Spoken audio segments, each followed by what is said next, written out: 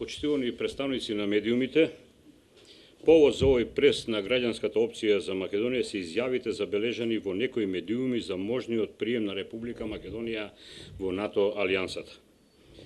Дека Република Македонија ќе биде примена во НАТО под привремената референца ФИРОМ, на сите им е јасно дека не е можно. Инаку тоа би го сториле досега и поспособни и повлијателни политичари во државата.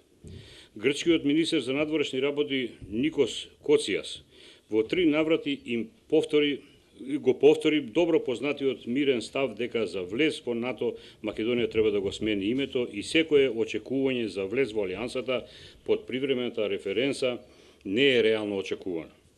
Утрово Financial Times пишува дека Република Македонија е подготвена за промена на името за да влезе во НАТО алијансата.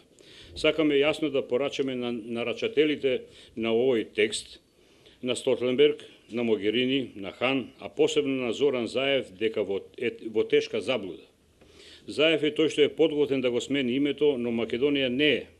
Народот на Република Македонија нема да го даде името и нема да го смени идентитетот. Познат е ставот на граѓанската опција за Македонија дека за името не треба да се дискутира и не е потребен ни никаков референдум. Никој во Република Македонија го нема тоа право. Едноставно, затоа што истото не е добиено на референдум, нити пак на референдум ќе се менува. Но, како што и грците има своји црвени линии, така и македонската влада, држава треба да има своји црвени линии. Воспротивно, тоа значи дека секој есап без крстмар е погрешен, а во случај крстмарот е народот на Република Македонија.